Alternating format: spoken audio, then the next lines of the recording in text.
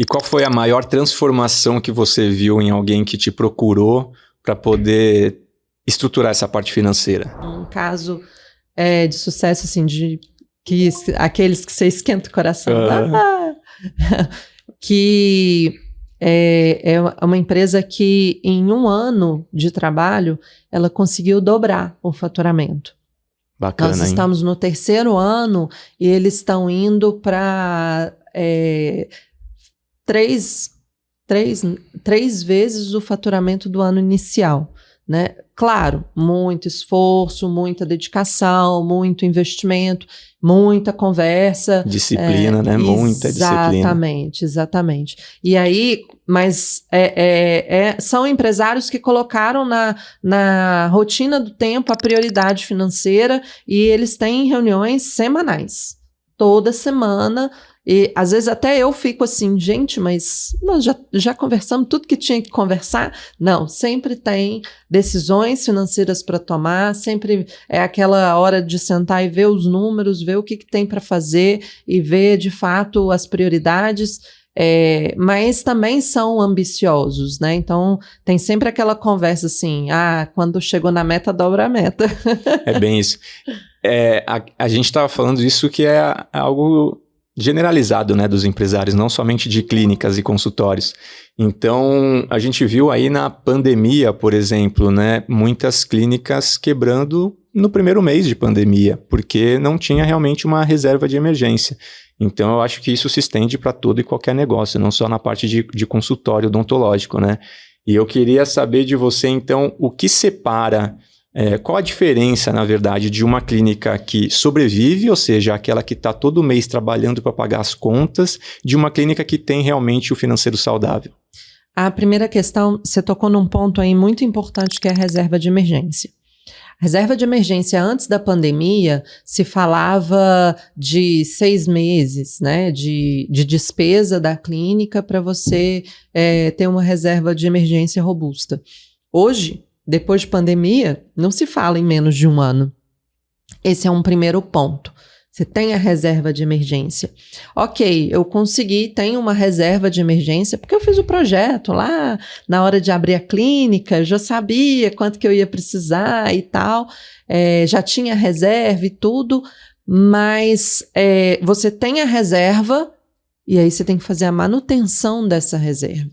Porque é uma reserva, às vezes ela vai oscilar para baixo e tudo, e aí você tem que ter essa noção dessa gestão, que não é só mais o fluxo de caixa que você faz a gestão, não é só mais contas a pagar e contas a receber, você também faz gestão de ponto de equilíbrio, você também faz gestão de reserva de emergência. Aí sim a gente está caminhando para uma questão de prosperar. Eu comentei o risco que eu corri ao decidir abrir uma clínica sem ter feito nenhuma estruturação, nenhum planejamento robusto para fazer isso. E eu queria ouvir de você aí, que já deve ter visto várias histórias, qual o maior risco dos dentistas seguirem sem olhar para os números? Eles quebram. Isso não tem... a não ser que seja, assim, um profissional... eu não consigo ver, mesmo os excelentes tecnicamente, se eles não olharem para os números, eles estão fadados a de fato quebrar, porque o número tem que impulsionar e tem que balizar com relação a tudo, né? Então você vê aí segmentos como implantodontia, que tem um ticket maior e tudo, e aí o profissional é ótimo nisso e tudo, mas se ele não souber fazer um equilíbrio, ele vai ficar dependente da atividade técnica dele, então só ele que faz os implantes, só ele que faz a parte técnica, e aí no primeiro resfriado, na primeira ausência dele no trabalho, a clínica morre. E se você puder passar para a gente um número que o dentista precisa ter na ponta da língua? Contas a receber, esse é fundamental. Esse aí eu não abro mão e não é no final do mês. É todo dia, toda semana, esse ele tem que ficar. E outro número, quanto que despesa com pessoal representa do faturamento dele. Esse é outro cuidado que tem que ter. Por quê? Porque se estiver ultrapassando 30%, a chance de você estar se comprometendo financeiramente é muito grande. Então esse com certeza é um erro que a maioria das clínicas cometem. E se você pudesse falar algum outro erro que é muito comum, além de não ter esses números na ponta da língua, qual que você diria? Achar que o paciente cai do céu. Tem muita gente pensando assim? Muito! Conta um pouquinho mais pra gente sobre isso. Tem muita clínica que fica à mercê de um fluxo de rua, fica à mercê de um profissional de marketing que foi lá e falou que vai fazer tráfego pago, vai encher a agenda, e acha que o paciente vai brotar do nada. E não coordena ações para que, de fato, ele consiga trazer pacientes para a sua clínica. Então, ele tem que ter um pouco de tráfego pago, tem que ter uma boa localização, um bom Google Meu Negócio, tem que ter uma boa equipe para fazer avaliação e uma boa equipe para fazer um follow-up. Uma vez que aquele paciente entrou, ele tem que ter aquela visão, ele não sai sem fechar, ele ele pode até ir pensar em casa, mas ele vai voltar porque ele vai fazer, porque isso é uma dor para ele. Se ele já decidiu ir tratar, ele já quis buscar ajuda, vocês estão com 90% do cliente fechado. Precisa ter um trabalho de fato para converter esse cliente. E depois tem que fazer o cliente consumir mais produtos dentro da clínica. A gente fala de produtos, mas ele tem que consumir mais serviços da clínica. Ele tem que fazer a limpeza, ele tem que fazer uma manutenção, ele tem que fazer... Então, ele tem que estar ali sempre sendo nutrido para você aí sim ganhar repertório, ganhar quantidade de clientes para você... seu custo reduzir, seu custo de aquisição reduzir, ou você ampliar. Uma. E trazendo indicações, né? Que continua sendo, acho que o melhor paciente que chega na clínica, porque ele já chega praticamente pronto para se tornar um paciente, né? Ele já tem uma noção de valores daquele parente que fez e indicou o tratamento, ele já sabe que você é bom, ele já ouviu falar bem de você, então é praticamente só você fazer direitinho todos os processos para realmente conseguir aumentar esse número de base de clientes sem necessariamente investir R$1, né? E muitos anos atrás foi o meu primeiro contato, foi um curso de 3 dias em São Paulo, que era voltado para clínicas e consultórios odontológicos. Clínicas e consultórios, então tinha fisioterapeuta, tinha médico e dentista, basicamente. Então foi aí que eu falei, é esse caminho que eu quero seguir. Eu não quero ser mais o Dr. Rodrigo, eu quero ser o dono da clínica que vai colocar outras pessoas ali para trabalhar. Só que aí foi só na pandemia que aí eu tive tempo, né, forçadamente, para realmente colocar esse plano em prática. Então aí que realmente eu comecei a estudar gestão de fato foi nesse do Rafael Costa lá Qual o nome da cidade lá que eu fui, meu Deus? Não foi São Paulo? Alphaville, tá. Em Alphaville. Então foi lá em Alphaville que realmente eu falei, não, agora eu preciso estudar isso. E comecei de fato a estudar. Então faz pouco tempo, né? Faz pouco tempo. Então até quando você convidou, eu falei, bom, agora eu vou aceitar o convite. Eu até te falei, agora eu vou até aceitar o convite, que é para poder me forçar a estudar mais ainda, porque senão é aquela famosa desculpa do tempo, né? Mas aí na nossa próxima reunião a gente conversa um pouquinho mais, que eu vou te passar os projetos que já vieram na cabeça depois dessa mentoria aí de 3 dias. Então, Rodrigo, conta aí pra gente um pouquinho como é que foi uma experiência dolorosa sua com relação à gestão de pessoas. Olha, com relação à gestão de pessoas, acho que a pior situação que pode acontecer é as duas piores, vamos dizer assim. Uma que eu citei aqui é a parte de demissão, é algo que ninguém gosta, né, de fazer, é algo extremamente desconfortável, principalmente para quem não tem perfil de fazer gestão de pessoas, não tem esse conhecimento. E pior ainda quando isso pode acabar se transformando num processo, né? Então, você receber aquela cartinha lá com aquele número absurdo que você não sabe direito se você vai ter que pagar aquilo ou não, você fica completamente no escuro. E eu já passei por isso, né? Eu já recebi um processo trabalhista, então foi algo que me pegou de surpresa. porque graças a Deus eu fazia tudo certinho, tinha tudo documentado, então o problema poderia ter sido muito maior, mas se você não tem conhecimento dessa parte de gestão, você conta com a sorte, né? Porque eu conheço muitos dentistas que realmente contam muito com a sorte, porque essa é outra coisa que eu falo, eu realmente demorei para estudar gestão, mas eu ainda acho que não sou dos piores casos que apareceram ali para você, né? Eu pelo menos sempre registrei funcionário, por exemplo, e tem muito dentista que nem isso faz, né? Nem registra o funcionário. Então, essa foi uma situação que me pegou de surpresa e que só me fez enxergar realmente a importância de você ter uma gestão muito bem definida e você também ter um financeiro, né? Porque por mais que você esteja certo, se você não tiver com tudo muito bem documentado, pode sobrar uma bolada para você pagar. E aí a gente volta para aquela questão de não ter nem sequer uma reserva de emergência aí. Como é que você faz para pagar uma conta dessa que pode ser muito alta, né? Então foi mais um alerta aí para eu realmente, irmão, preciso de ajuda. Preciso procurar alguém para estruturar essa parte financeira, porque esse é só um das dezenas e dezenas de problemas que podem acontecer, que é algo que a gente não prevê, né?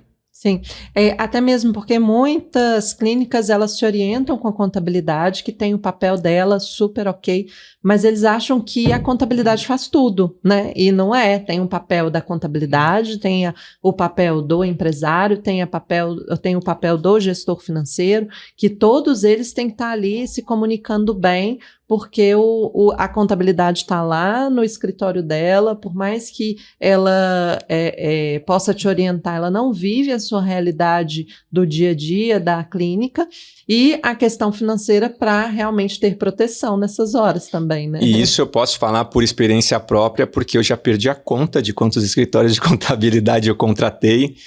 E, é claro, alguns o serviço não estava de acordo, precisava melhorar, mas se eu não parasse para realmente começar a estudar a parte de gestão da clínica, eu já teria mudado novamente, porque eu ia achar sempre que o problema é do escritório de contabilidade. Quando você começa a entender a importância de você assumir a gestão da sua empresa, você vê que você é o maior interessado em fazer a sua clínica acontecer. Então, não é o contador, ele tem dezenas e dezenas de clientes. Se você não demonstra interesse em fazer a sua própria empresa dar certo, não vai ser aquele escritório de contabilidade que vai fazer isso por você. Então, você tem um escritório que ele te manda o DAS lá para pagar e você nem sabe se você está pagando mais imposto do que poderia ou não, se você não liga para fazer alguma cobrança, se você não faz uma reunião com uma certa frequência, não vai ser o contador que vai fazer isso por você. E se você não tem um setor financeiro estruturado para conseguir te dar a previsibilidade dos impostos que você tem para pagar e questionar, inclusive, se a contabilidade está fazendo ou não o trabalho dela de forma correta, a quantidade de clínica que eu vejo que só recebe o boleto e paga é enorme, é enorme. E, gente, as pessoas erram, né? Sim. Isso faz parte. Né? As pessoas erram, as contabilidades erram, isso faz parte. A gente tem que ter um duplo cheque aí para, ok, tá tudo certo. E muitas coisas mudam de cidade para cidade, né? Essa parte contábil aqui no Brasil é extremamente confusa, né? Se você perguntar a mesma coisa para 5 contadores, é capaz de você ouvir 5 respostas diferentes. Então, é aquele negócio, né? Você delega essa parte contábil, mas você precisa ter um mínimo de entendimento para poder saber avaliar, pelo menos, se realmente o serviço está sendo bem feito. Assim como é a terceirização dessa parte financeira, assim como é delegar os tratamentos odontológicos para outro dentista. Então, é você entender que você pode e deve delegar muita coisa no consultório, mas que você não pode abandonar para você poder saber, pelo menos, avaliar, para ver se você está sendo bem assistido ali por esses serviços que você está terceirizando. Eu queria finalizar a gente realmente convidar vocês a conhecer mais o trabalho do Rodrigo na página dele. A gente está lançando aí um podcast da Talks para poder divulgar mais a realidade de clínicas odontológicas, para que todo mundo pense diferente, pense de fato, de forma a desenvolver a prosperidade na sua vida, no seu negócio. Então, eu queria te agradecer, Rodrigo. Muito obrigada pela sua vinda aqui. Obrigado, eu que agradeço o convite. Eu sou a prova viva de que dentista não tem problema nenhum em aprender gestão. Foram 15 anos aí trabalhando na base do achismo realmente, e hoje, nossa, eu poderia ficar 5 horas aqui conversando sobre esse assunto, porque é um assunto que realmente abre os olhos, você começa a enxergar muitas oportunidades que você, quando está trabalhando todo dia no modo de emergência, de apagar incêndio o dia inteiro, você deixa passar. Então, realmente é um assunto que eu gosto muito de falar. Então, eu convido as pessoas para poder realmente ver um pouquinho mais lá no meu Instagram, Sicuti, S-I-C-U-T-I, Sicuti, que é onde eu posto algumas coisas sobre gestão, porque realmente, desde o meu primeiro contato com esse assunto, eu tive a certeza que seria essa a resposta para os meus problemas e que, é claro, essas informações não poderiam ficar comigo. Eu precisaria disseminar essa informação, porque, sem exagero, realmente investir nessa parte de gestão, de estrutural financeiro, é de transformar a vida de qualquer profissional que vai por esse caminho. E você você dava cursos técnicos da sua área também, né? Então Exatamente. você viu que tecnicamente a gente está super ok. Eu tive que fazer um desvio ali de trajetória, porque realmente eu já tinha certeza que eu queria seguir por esse caminho, já tinha fechado algumas turmas na minha especialidade de ensinar prótese sobre implante aos dentistas, e aí quando eu participei dessa primeira... foram 3 dias em São Paulo, né, falando sobre gestão. Eu era o único dentista ali, então eu não procurei ouvir sobre isso de outro dentista, eu fui ouvir de quem realmente sabe de gestão, que são os empresários que dão certo, e desse dia em diante eu falei, não, deixa eu mudar minha trajetória, é sobre isso que eu quero falar daqui para frente para atingir o máximo possível de dentistas. Da mesma forma como dentista, a gente ganha dinheiro devolvendo autoestima para as pessoas e é muito bom trabalhar com isso. Hoje eu também sinto um prazer enorme em conseguir mostrar isso para os dentistas, falar sobre gestão e ver a transformação na vida deles também através disso.